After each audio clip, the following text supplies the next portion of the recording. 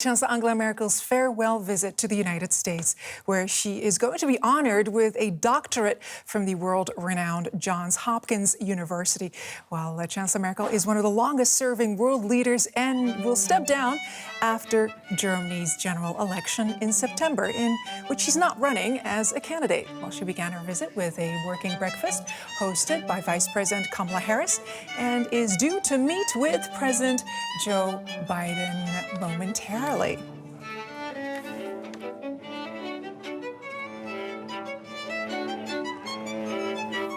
And those were scenes from the ceremony that is getting underway. Well, we have team coverage for you with William Glucloft here with me on the set and our Washington Bureau Chief Ines Pohl right outside the White House. And guys, I just want to preemptively apologize. I might have to interrupt you should the ceremony get underway in earnest. But want to go to you in the meantime. First, Ines, events in Washington slightly overshadowed, obviously, by the catastrophic flooding taking place here in Germany. I understand the Chancellor spoke about it. What did she say? Exactly, she spoke about it, and I just talked to some sources within the Merkel camp, and they said, you know, if this would not be her last visit as Chancellor to the United States, it's very well possible that she would be on her way back to Germany. She gave her deepest sympathies to the families of the victims, really shaken by this horrible catastrophe in Germany. And it is kind of taking away this joy of this last visit of hers, because as we know, she has a long and deep connection to the American presidents, and this should have been a celebration of the US-German, the transatlantic relationship. But as you said, Leila, it is overshadowed by the catastrophe happening in Germany right now. Right, casting a very dark cloud indeed. In the meantime, just a few moments from now, Chancellor Merkel will receive an honorary doctorate from Johns Hopkins, and we expect her to also address the audience there and make a speech. What do you think she'll say? Well, she's a scientist, right? And she got several honorable doctoral degrees, but she also owns kind of a real one.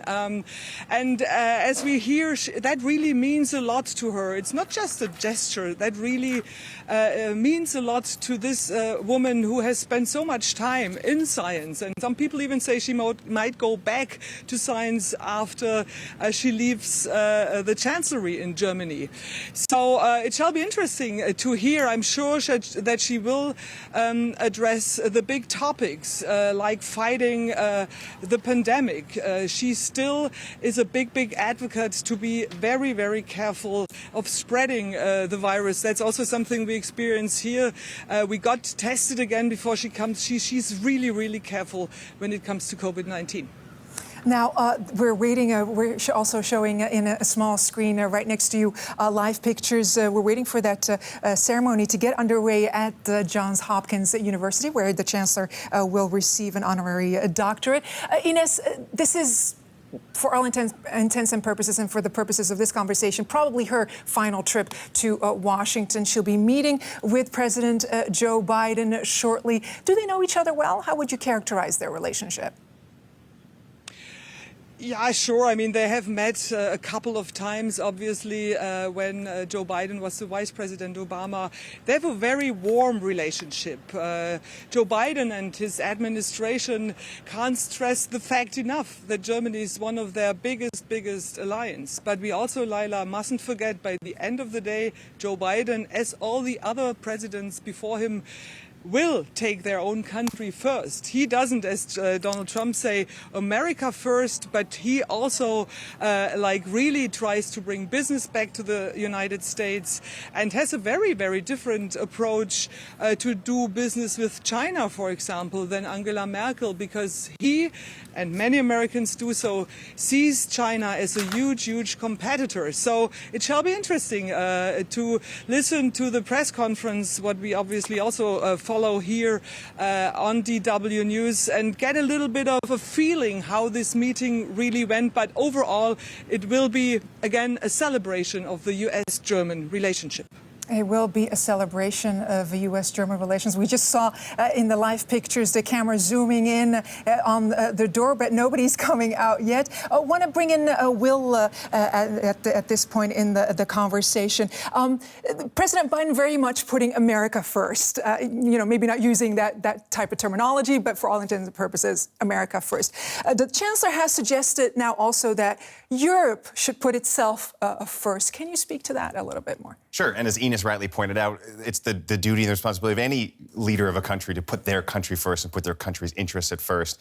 And many of the policies that Donald Trump put into place, whether it was tariffs, specifically the tariffs that it's handling both to Europe and to China, are still in place, and that Joe Biden has in a way carried that over, saying, look, to our European allies, you need to put up or shut up and give us a reason for us to continue investing in you, both in security and in personnel, to give voters in the United States a reason to continue engaging in the world, a reason to keep reaching out to Europe and Germany specifically, a reason to keep this transatlantic relationship going 30 years after the Cold War ended, thus ending the immediate reason that this whole relationship exists in the first place. And Joe Biden is saying, well, you need to give us reasons, otherwise my own political future might be in danger domestically here in the United States. And that is how foreign policy and domestic policy really come together, or at least Joe Biden is trying to bring them together. But of course, with a very different tone, very different rhetoric than what we heard during the Trump years. Joe Biden, of course, deeply values the relationship with Europe. You could see that in the people he's picked for the State Department. Not so many ambassadors yet across the European Union or really all around the world, but very much a new tone of how we can find not a transactional relationship, but a way that both sides can win. All right, I want to go back to Ines standing by right outside the White House on the lawn there. Ines, almost 16 years, of course, at the helm of Germany. Chancellor Angela Merkel met, I understand, 4 U.S. presidents. Which president, in your opinion, was she closest to? Would be easier to answer whom she was the furthest away from, if one can say so.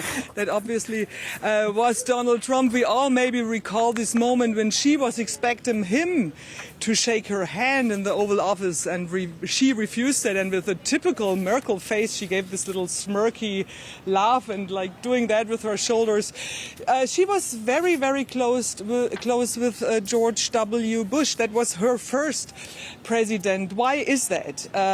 As we know, Angela Merkel grew up in Eastern Germany, and President Reagan and President H. Bush, who is the father of President George W. Bush, really helped bringing down the wall, helped reunify Germany. And Angela Merkel herself said once in an interview, if it wouldn't be of George H. Bush, I wouldn't be where I am. And this really close feeling to the Bush family was transported into her relationship to her first president, to George W. Bush. I had the chance to talk with him a couple of days ago, and he also stressed that fact. So I think that is fair to say. With Obama, they shared really like an intellectual closeness. The beginning was a little difficult. We might recall that he wanted to campaign in front of the Brandenburg Gate, and she refused him to get that beautiful spot because she said only presidents are allowed to speak there. And Joe Biden, she knows him for a long time, and I'm sure it will mean a lot that he is her last president. And Ines, I just want to let you know that the Chancellor has just gone on the podium, and I think everybody's taking a seat and getting ready for the ceremony to start. Let's take a listen. All of Washington welcomes the Chancellor here this morning, including Washington's warm weather. I am Lou Forster, Chair of the Johns Hopkins University Board of Trustees, and I want to extend a warm welcome to everyone here this morning, to my colleagues of the board, to university leadership, to our students, and especially to Ambassador Haber, and most especially to the delegation from Germany and our guest of honor, Chancellor Angela Merkel. Today is an auspicious day, and I am truly delighted to be with all of you here at the Paul H. Nitze School of Advanced International Studies to present Chancellor Merkel with our university's highest recognition, an honorary Doctorate of Humane Letters. The purpose of an honorary degree is to recognize and celebrate extraordinary human achievement in a manner that aligns with the values, commitments, and aspirations of the Johns Hopkins University. Chancellor Merkel joins an illustrious group of political leaders of Germany, becoming the fourth since 1976 to receive this honor. And we will hear more detail in a minute. There are strong and enduring bridges between our university and Germany. Madam Chancellor, truly we are privileged to bestow this degree upon you today. Thank you again for being here.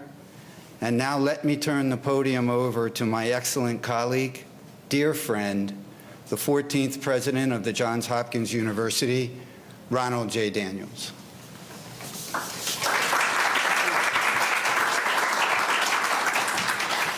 Thank you, Lou. Good morning, all. Let me echo Lou's welcome to all, and especially to our distinguished honoree, Chancellor Merkel. Back in March 2020, in the earliest days of the COVID-19 pandemic, the world was gripped by uncertainty. Precious little was known about the virus or the toll that it would take on our societies, a toll that now has tragically realized more than 4 million lives. Some leaders, however, quickly grasped the gravity of this looming emergency and the stakes it held not only for individuals and communities around the world, but for the future of democracy itself. You, Chancellor Merkel, were among them. On March 18th, you addressed the German people with your trademark frankness and integrity, honed no doubt by your years as a research scientist. We have to embrace this as a university. To say what was known about the virus, what was still unknown, and to acknowledge the sacrifices this moment would require from each of us for the good of all. Your decision to make that address was animated by a core set of principles. As you said then, and here I quote from the English translation, this is part of what open democracy is about, that we make political decisions transparent and explain them, that we justify and communicate our actions as best as we can. And democracies do this, you insisted, to save and improve lives, because in your words, no one is expendable, everyone counts. For me, this statement reflects so concisely and movingly the animating principles of Chancellor Merkel's leadership and of liberal democracy more generally. Accountability and transparency, clarity of expression clarity of expression and purpose, and a profound care for both individual and collective life. For more than 15 years, Angela Merkel has embodied these values as she has guided her country and has been a beacon for Europe and indeed the entire world through multiple global crises with her singular combination of pragmatism and idealism, advancing crucial reforms through compromise and collaboration without ever losing sight of core values. She has been a vocal defender of human rights for all people, even in the midst of growing nationalism and isolation. She has worked across national boundaries to support and buoy other countries in times of distress, whether helping Europe navigate the Great Recession of 2008 or addressing the human suffering of refugees in 2015. And she has been a leader who, through her policy-making prowess and her presence, has advanced gender equity around the globe. Raised in East Germany under the dark and harrowing shadow of the Stasi, Angela Merkel witnessed firsthand the methods by which closed, authoritarian societies stifle inquiry, inhibit flourishing, and treat citizens as expendable. Her political career has been a stirring and indeed a potent rebuke to such modes of governance. Thanks in no small part to her immense contributions and to her steady hand, she has helped to ensure that Germany and so many other European nations have remained open, dynamic societies that place a premium on freedom of speech and thought, that welcome dissent and heterodoxy, that encourage the free flow of information and ideas, and to support the view that nobody is expendable and that everyone counts. In truth, I would like to think that these same principles have guided our own institution since its founding. It is a central part, Chancellor, of our origin story that Johns Hopkins University took its inspiration from the German university model, born of a shared commitment to free inquiry, open debate, and the pursuit of truth through rigorous research, and adapted it to American soil. While we are proud to call ourselves America's first research university, we have not forgotten that our nickname used to be Göttingen in Baltimore.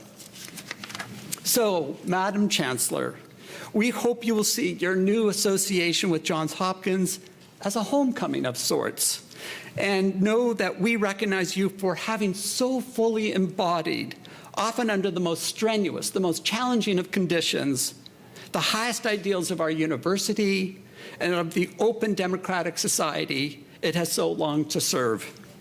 On behalf, then, of the entire university, I want to welcome you officially to our academic community, and of course, I am thrilled that you have embraced that membership, wholeheartedly offering to speak today to our students who are the future leaders and guardians of the world you have done so much and in such a remarkable way to shape.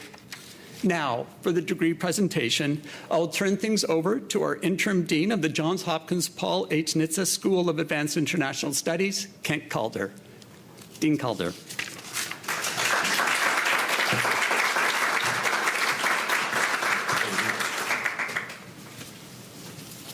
Chancellor Merkel, you stand before us as one of the most powerful leaders, but also as a woman of science, dedicated to the pursuit of knowledge and truth in all human endeavors. Your political career began with the fall of the Berlin Wall and the reunification of Germany. And for the last 3 decades, you have been a steadfast force in bringing young people together, whether by holding Europe together in times of strain or by addressing climate change or the fate of our planet, or championing international solutions to the world's most difficult problems. From humble origins, you have risen to become one of the most important global leaders of our age, displaying all the while uncommon strength, conviction, and humanity. Angela Merkel, for finding your power and sharing your vision as a world leader, the Johns Hopkins University is proud to confer upon you the degree of Doctor of Humane Letters, honoris causa.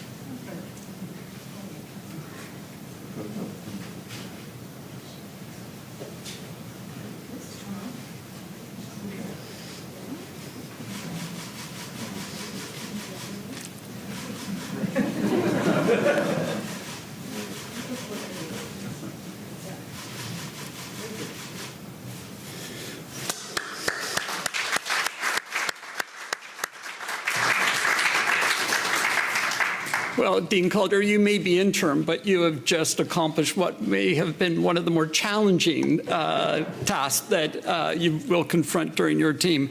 Thank you so much. Madam Chancellor, this is the official part. By virtue of the authority vested in me by the Board of Trustees of the Johns Hopkins University, I confer upon you the degree Doctor of Humane Letters, together with all the honors, rights, and privileges pertaining thereto. And I'm now going to present you with a diploma indicating that this honor has been conferred, and you have received the ensign of the degree from Dean Calder. So I think we're all official with this final act. So let me present this to you. Thank you so much.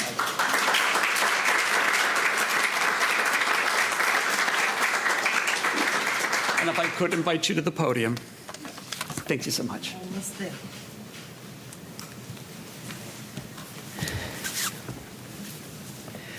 Ja, sehr geehrter Herr Präsident Ron Daniels, sehr geehrter Chair of the Board of Trustees, Lou Forster, Provost Nzima Kumar, Interim Dean Ken Calder, President Radke, Professor Elliot Cohen, ladies and gentlemen.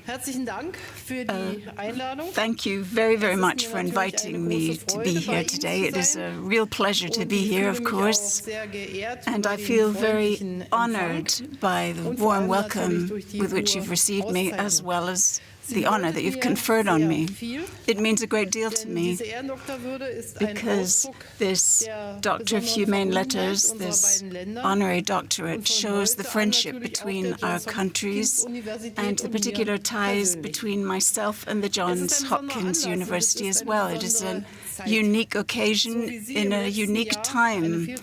Last year, you had a number of lectures and events that you could only hold digitally, and most of my appointments as well had to be held in a virtual, digital manner, which is why I'm all the more pleased that once again we can meet in person and see each other face to face.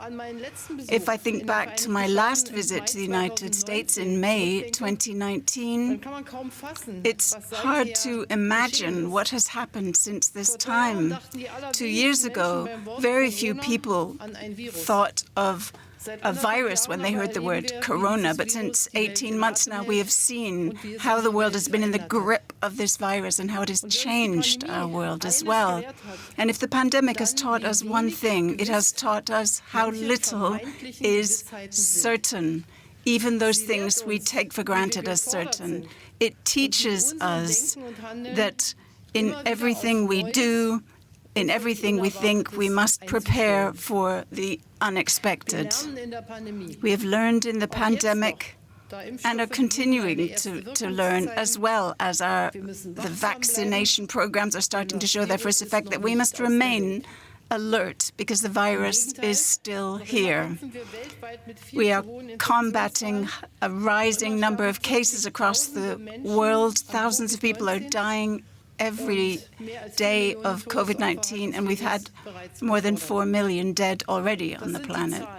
So these are just numbers, but behind every number are the fate of an individual, people who had families and friends who grieve them, families and friends who will never feel the same as they did before the pandemic. I know that we are all just longing for this dreadful pandemic to end because it requires so much of us and it grinds us down. And of course, we want to get back to normality. But we cannot ease up the pressure now because the figures that we are seeing are as worrying as they were on the very first day of the pandemic. We need to keep up the pressure. We must continue to analyze these dates and facts and draw the conclusions that they tell us. All of these facts and figures are ones like the Johns Hopkins University has delivered. There's almost no other name that is so associated with collecting and processing the facts and figures of the COVID-19 pandemic as that of the Johns Hopkins University in Baltimore, USA. Since January 2020, the Coronavirus Research Center has provided researchers and politicians with data that gives them a tool to track the development of the pandemic. And this is crucial because it has contributed to helping us respond to the pandemic and to ensure that we strengthen international cooperation as well, because without joining forces, we would never be able to cope with a pandemic of this kind. And for this excellent work that you have done, I want to thank you. I profited myself from the facts and figures generated by the Johns Hopkins University. But it's hardly surprising that it is particularly the Johns Hopkins University that has helped the world with this service in the pandemic, because this university, Veritas, firstly worded, Verity will liberate you, is its slogan, and has always aspired to truth. And its first president, Daniel German, in 1876, your founding year, devoted the university and its researchers to independent thought and encouraged them to share the findings of their research as well, urging them to think independently. If I may speak on a personal note, was not the environment that I experienced as a young physicist before the fall of the Berlin Wall in East Germany. Physics was then and remains a subject where the laws of physics are determined by nature, not by some state apparatus. And even the East German regime couldn't change anything on that. But it took all those years until the fall of the Berlin Wall for things to really change. The aspirations of the people in East Germany to have freedom were stronger than the barbed wire and the Berlin Wall. The peaceful revolution brought the wall down on the 9th of November 1989, and this was the beginning of the end of the East German regime. And only less than a year later, on the 3rd of October 1990, Germany was once again unified peacefully. And I will never forget the huge contribution played by the United States of America at this time to achieve these changes. And I personally must say I will always be grateful to the U.S. for this.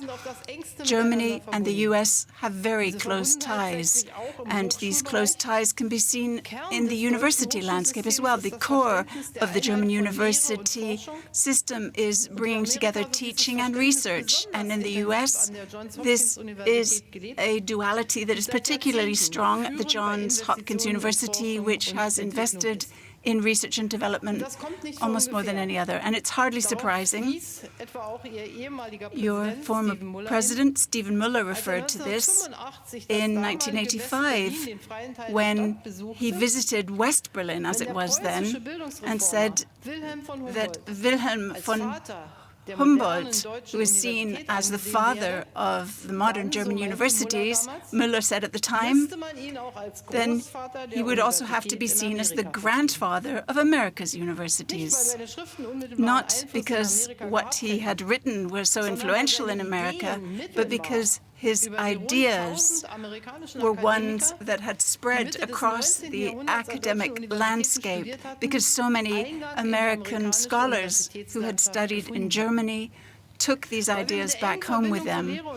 The close tie between teaching and researching is something that makes it typical that the one university, or the one faculty, the American Institute for Contemporary German Studies, is part of your university. And this institute aims at ensuring that there is an understanding of potential solutions for the big challenges facing us in our age on both sides of the Atlantic, based on our common values, pursuing our common interests.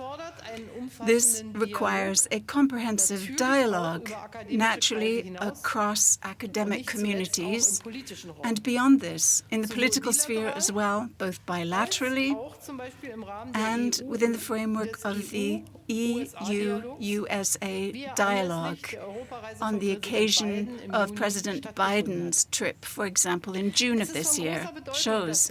It is significant that the last EU-USA summit came up with some specific ways of combating the COVID-19 pandemic and has fleshed out the spirit of dialogue by having a trade council as well as other bodies in order to strengthen transatlantic relations.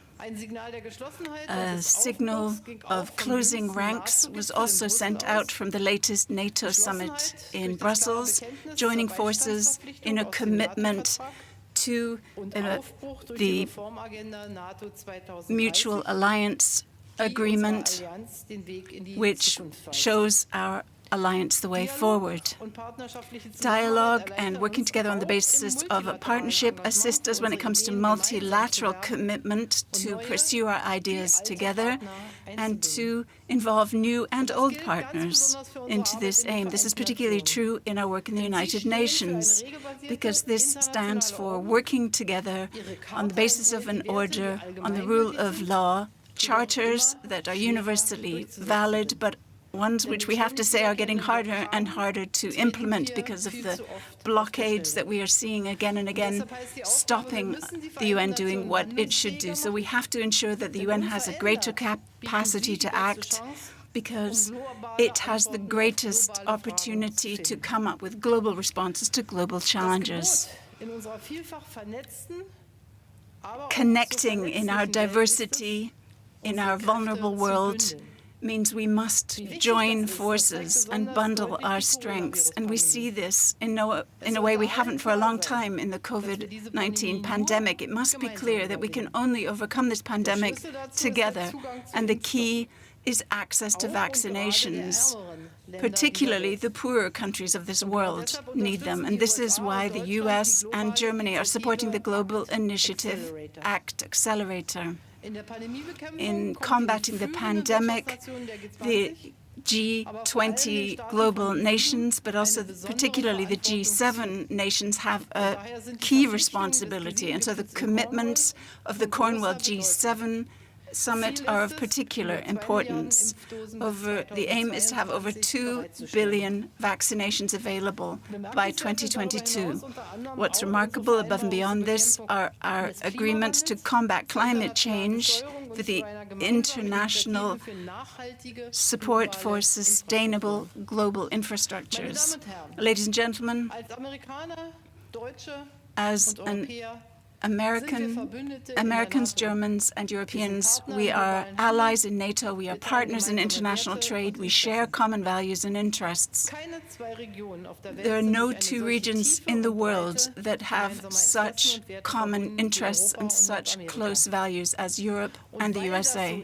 And because this is the case, I understand the great honor that you've bestowed on me today as also being an expression of the close ties of our two countries. And for that, I am truly grateful.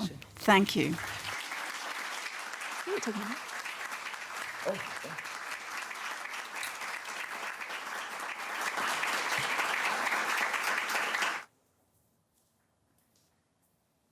Now, for our international viewers just joining us, a very warm welcome to DW News and to our special live coverage. Chancellor Angela Merkel, they're honored with an honorary doctorate from the world-renowned Johns Hopkins University. And we've got team coverage for you, trying to unpack what just happened. William Glucroft here with me on the set. And in Washington, getting ready to talk to us, our bureau chief, Ines Pohl, right outside the White House, and she made it just in time. Let's go to her right away. Ines, a great show of warmth that we just witnessed.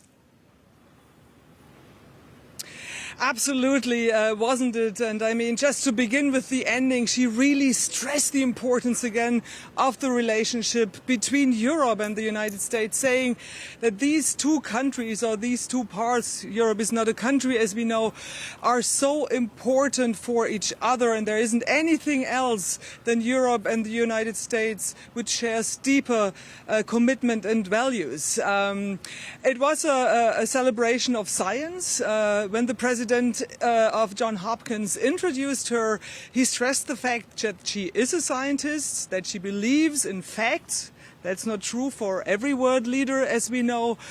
And that the university system in the United States kind of copied the German system. Angela Merkel herself was referring to Humboldt as the grandfather of the idea that teaching and research has to come together in a university. So that was a celebration, I shall say, of love between Germany and the United States and a true commitment that science matters. Her handling of the pandemic, Ines, featuring very prominently. Absolutely. I mean, Angela Merkel, from the very beginning, I think, of COVID-19, made it really clear that she takes it seriously. She herself was wearing a mask still when other leaders kind of put it down. She was one of the first who really said that this is a deadly worldwide virus which only can kind of fought if the world comes together. She also stressed the fact how important Johns Hopkins University was in fighting the pandemic, because, as we might remember, it was Johns Hopkins in Baltimore, just out of Washington, which delivered all these crucial information in the beginning, all these figures, all this data scientists needed, but also politicians needed to really come to the right conclusions and find a way to deal with the pandemic. But Leila, just to give you a little bit of a perspective, right outside the White House here, there are protesting against Angela Merkel because she is not supporting the patent weaver, which would enable countries all around the world to produce their own vaccination. So this is something where there is a huge disagreement here in the United States with Angela Merkel, and this might come up later in the press conference. And it's such a great segue, Ines. Thank you so much for that, because I was going to put that question to you, William, what Ines just alluded to, because there was this moment during her speech where we both kind of held our breath. Is she going to announce of removing the patents for the vaccines? Right. I guess we were hoping beyond hope something really, truly newsworthy was going to come out of that speech. She just kind of papered over it and focused more on the international consortium through the UN to get vaccines into lower-income countries, which is, we should note, is a very important piece of this puzzle in getting the whole world vaccinated. But it is, as Ines pointed out, one of the many issues that is dividing the United States and Germany right now, which is this question of patent waivers. Of course, we should show the other side that the Biden administration has also put America first by making sure that the United States had all of the supplies needed to make the vaccine and made it very difficult to get vaccinations out all around the world. So there are many ways to get vaccines into the arms of people all around the world, especially in lower income countries. Patent waivers is one way to possibly do it. Of course, on the European side, they've been criticizing that, saying, yes, that's all well and good, but there's a lot of technology transfer that has to happen here to be able to make very advanced vaccines in places all around the world.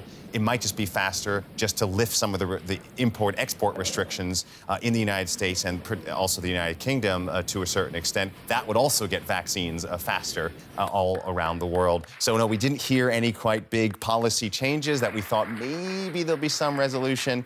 But nonetheless, Angela Merkel very concerned, she said many times, about really ending the pandemic everywhere, because it can't be over anywhere until that happens. And, you know, as you're reporting, we were showing pictures on a lighter note of the Chancellor having some problems with the ceremonial robe of putting it on. Yeah. One of those things that have made her, of course, throughout her tenure, very relatable to many people. Ines, want to go to you, if I may. President Joe Biden did put Germany a little bit on the spot when it comes to the waivers for vaccines by saying that he does support it, and then Germany had to come out and basically defend not doing that. Yeah, it's really interesting what Will said, and I think he's perfectly right. I mean, we all remember that it took the United States a long time before they really exported the vaccination. Maybe from a kind of domestic standpoint, understandably so, because it was the beginning of the new Biden administration, and he really wanted to be successful in fighting the pandemic, to really kind of have a good start. But some people criticize criticized Biden over that, saying, hey, it's easy to ask Germany to allow to export the vaccination, but being so hesitant to really export the vaccination yourself. I think Will is right. We mustn't jump too short here. Yes, maybe it would be a good idea to open up the patent, to allow the Weaver patent, but we also have to keep in mind it is very, very difficult to really produce this vaccination. There are sure countries like India which would be able to do so, but there are many, many countries which really need the vaccination and not just the patent. All right, we're going to have to leave it there. Team coverage with the Washington Bureau Chief Ines Pohl standing on the White House lawn, and with me here on the set, William Glucroft. Thank you both so much for your coverage. You've been watching our extended live coverage of the German Chancellor Angela Merkel in Washington, D.C. The Chancellor just received an honorary doctorate from Johns Hopkins University. She's paying a farewell visit to the United States. It's one of her last overseas trips as the German leader. Later, she'll hold talks with President Joe Biden on a range of issues, including climate change, global security, and the pandemic. With the values of University, Ronald J. Daniels. Well, her farewell trip is overshadowed by severe storms that have been taking place here in Germany and that have set off the worst flooding in decades. At least 42 people have died, including 2 firefighters who drowned. Dozens of others are still missing. Well, German Chancellor Angela Merkel, who you just saw in Washington, expressed her sympathy for the victims of the flooding. Take a listen.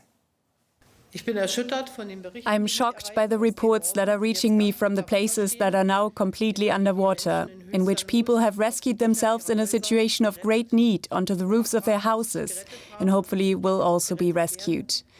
I mourn for those who have lost their lives in this catastrophe.